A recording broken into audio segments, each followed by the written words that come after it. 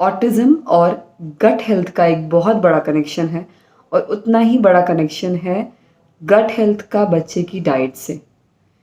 बहुत सारे लोगों ने कमेंट किया है सेम इसी तरीके का कि मेरा बच्चा जब पढ़ाने बैठो या फिर कोई एक्टिविटी कराने बैठो, उस टाइम पर या फिर नेचुरली ऐसे ही बिना किसी काम के हँसता रहता है और कंटिन्यू हँसता जाता है, एक्साइटमेंट में हँसता है। तो ये लाफिंग बिहेवियर जो है वो उसे किसी भी काम को करने नहीं देता है और मैं उसे कितना भी करूँ मगर उसे उसका मन नहीं लगा सकती। तो इसके पीछे का हम रीज़न नहीं समझ पाते हैं कि क्यों ये ऐसा हो रहा है कि बच्चा चाह कर भी अपनी हँसी नहीं कंट्रोल कर पा रहा है और वो हँसता जा रहा है, या बहुत सारे ऐसे बिहेवियरल इश्यूज़ बच्चे करते हैं जिनका रिलेशन उनके गट हेल्थ से होता है। तो मैं आपको अगर सिंपल शब्दों में बताऊं कि बच्चे का जो पेट है, उसका डाइजेस्टिव सिस्टम है, उसे एक तरीके से उसका सेकंड ब्रेन कहा जाता है। अगर उसका स्टमक सही से काम कर रहा है तो वो अपना हर एरिया में एक अच्छा परफॉर्मेंस देगा। इसका पता मुझे तब चला क्योंकि मेरे बच्चे के साथ भी कंटिन्यू यही एक इशू था, लाफिंग लाफिंग, अननेसेसरी लाफिंग। कोई एक्टिविटी कराना है तो उसमें लाफिंग। तो मैंने बहुत सारे थेरेपिस्ट से मिली, बात की, डॉक्टर से बात की, तो सबका यही कहना था कि आप उसको मतलब ऑब्ज़र्व करिए कि पूरे दिन में ऐसा क्या होता है, उस टाइम पर ऐसा क्या होता है जिससे वो इस टाइप की चीज़ें करने लगता है, इतना अननेसेसरी लाफिंग होने लगती है। या फिर उसका ध्यान भटकाइए, इनडायरेक्टली उसे कहीं न कहीं और मोटिवेट कर दीजिए, मतलब कहीं भी उसे उसके दिमाग को आपको भटकाना है, ठीक है? तो बहुत सारी चीज़ें, बहुत सारी टेक्निक्स बताई गई और सब भी मैंने अप्लाई करके देखी। तो किसी में कुछ भी फ़ायदा नहीं हो रहा था। फिर मैंने ये चीज़ जो देखी ऑब्ज़र्व करने वाली, तो मैं उसे कंटिन्यू ऑब्ज़र्व करती थी। तो ऑब्ज़र्व करती थी और प्लस नेट पर जितना भी जो भी मैं पढ़ सकती थी, जितना मैंने पता किया, कुछ थेरेपिस्ट से पता किया, तो सब जगह मैंने जो पता कर रही थी, 2 चीज़ों का एक कनेक्शन मुझे दिखा कि जब भी मेरे मेरे बेटे को वैसे भी कॉन्स्टिपेशन की प्रॉब्लम शुरू से रही है, तो मैं उसके कॉन्स्टिपेशन को दूर करने के लिए हमेशा कुछ ना कुछ एक्स्ट्रा मतलब करती रहती हूँ, जिससे उसे ये प्रॉब्लम ना हो।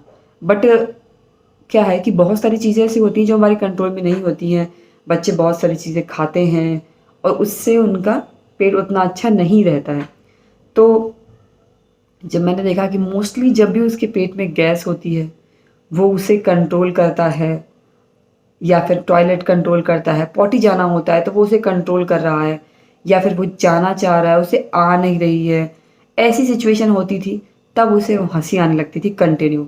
कभी-कभी जो आपके इंटरनल बॉडी है, उसकी ऐसी-ऐसी फीलिंग्स होती हैं जिससे बच्चे ना तो खुद समझ पाते हैं और ना ही अपने पेरेंट्स को बता पाएँगे। क्योंकि कुछ बच्चे तो कम्युनिकेट ही नहीं कर पाते सही से। जो कर लेते हैं, वो यहाँ तक नहीं कर पाते हैं कि वो अच्छे से बता पाएँ। तो इसमें मैंने खुद ऑब्ज़र्व किया कि उसके पेट का उसकी लाफिंग बिहेवियर से बहुत कनेक्शन हो रहा है। फिर मैंने लोगों से पता किया, डॉक्टर से पता किया, प्लस नेट पे भी सर्च किया, पूरा रिसर्च की। मैंने पाया कि हाँ, गट हेल्थ का बच्चे के ऑटिज़्म जो है स्पेक्ट्रम, उसके जो इश्यूज़ हैं, उनसे रिलेशन आ रहा है। तो मैंने उस पे काम करना ही शुरू किया कि हम मैं कैसे भी उसकी गट हेल्थ को अच्छा करूँ, तो उसमें कॉन्स्टिपेशन बिल्कुल भी ना हो, उसका पेट हमेशा साफ़ रहे, उसे गैस की कोई भी प्रॉब्लम ना हो। क्योंकि मैं देखती हूँ कि जब भी कॉन्स्टिपेशन होता है, वो दिन में 1, 2, 3 बार जाता है, उसका पेट नहीं साफ़ हो रहा है, तो उसमें क्या हो रहा है कि उसको गैस बन रही है। अब गैस है, तो वो उस चीज़ को बता नहीं पा रहा है, खुद समझ नहीं पा रहा है, तो उससे उसे बार-बार हँसी आ रही है। तो ये जब मैंने देखा तो उसको मैंने उसकी डाइट में चेंज किया और डाइट से ही आप गट हेल्थ को सही रख सकते हो। तो मैंने कोई बहुत ख़ास डाइट नहीं फ़ॉलो की, मगर ऐसी डाइट जो बच्चे का पेट हमेशा सही रखे और प्लस उसे हाइपर नहीं करना है, उसे फाइबर देना है, उसमें अच्छे मल्टीविटामिन्स होने चाहिए उसके खाने में।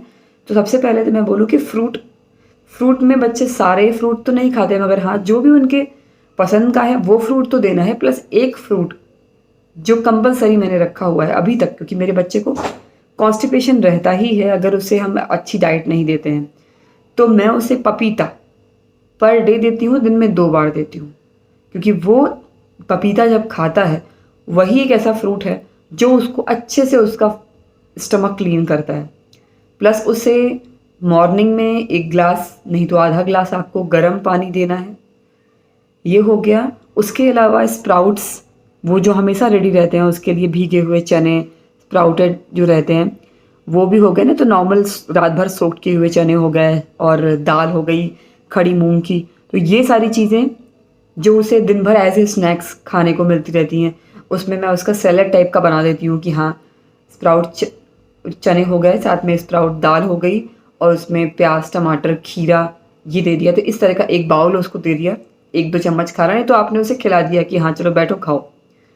ये उसको 1 7 दिन में ज़रूर देना। पपीता देना, गर्म पानी देना, प्लस अदर फ्रूट जो भी हैं जैसे एप्पल है, बच्चों को पसंद आता है तो जो भी सीजनल फ्रूट है वो आप उसे दीजिए खाने में। उसके अलावा आप सबसे बड़ी जो चीज़ है वो ये है कि उसे शुगर बिल्कुल नहीं देनी है। तो मैं शुगर बिल्कुल भी नहीं देती हूँ।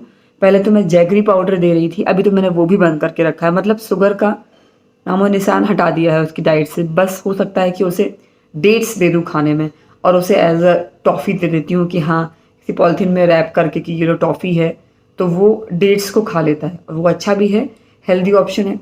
तो ये हो गया। उसके अलावा पीनट्स फ्राई की हुई, मखाने फ्राई किए हुए, ये सारी चीज़ें, चिप्स वगैरह को हटा के जो भी पैकेट का आइटम है उसे हटा के मैं ये मखाना, मूंगफली फ्राई की हुई वो उसे देती हूँ। जो चने आते हैं भुने हुए चने मार्केट में, तो वो ऐसे नहीं है कि जो पैकेट वाले कंपनी के मिल रहे हैं, नॉर्मल आपको ऐसे मिल जाएंगे चने जो किसी भी तरह का प्रिजर्वेटिव नहीं पड़ा होता है, तो वो चने मैं उसको खाने को देती हूँ। ऐसी चीज़ें जो किसी भी तरीके से प्रिजर्वेटिव में नहीं हैं और बॉडी के लिए हेल्दी हैं। उसके अलावा फ्रूट्स आप दिन में कोई भी दे सकते हैं। हाँ, फ्रूट जूस जैसे मैंगो फ्रूटी, माज़ा, ये सारी चीज़ें बिल्कुल बंद कर दी हैं और चिप्स बिल्कुल बंद कर दिए हैं। टॉफ़ी वगैरह भी बहुत ही कम, मतलब हफ्ते में 1 बार कभी मिल गई तो उसमें मैं हाफ़ तोड़ के उसे दे दिए। तो इन सब चीज़ों को जब मैं फॉलो कर रही हूँ तो मैंने देखा लाफिंग इश्यूज़ बहुत ज़्यादा कंट्रोल है, मतलब 90% कंट्रोल हो चुका है और वो उससे समझ में आ रहा है उसका रिजल्ट ये चीज़ें करने से कि हाँ इन चीज़ों को करने से उसका पेट साफ हो रहा है, उसे कोई गैस नहीं है, तो अंदर से वो समझ रहा है। अब तो मैंने उसे ये चीज़ बता भी दी है, जैसे मेरा बेटा बोल लेता है कि अगर आपको गैस है पेट में तो आप बताओ कि हाँ आपको फीलिंग हो रही है पेट में गैस की, तो वो बता देता है कि हाँ ऐसा है। तो मैं कहती हूँ कि हाँ अगर आपको गैस है तो आप गैस को पास कर दो, मगर उससे बीच पेट में होल्ड नहीं करना है। ये नेचुरल प्रोसेस है, उससे ये चीज़ बिल्कुल समझा देनी है। तो ये सारी चीज़ें जो बच्चे नहीं समझ पाते हैं कि नेचुरल प्रोसेस से पास कर देना है, समझा देना है, तो वो वरना उसे पेट में ही रखेंगे तो उससे क्या होगा, वो समझ नहीं पाएंगे, उन्हें हंसी आएगी या फिर वो एक्साइटेड होंगे।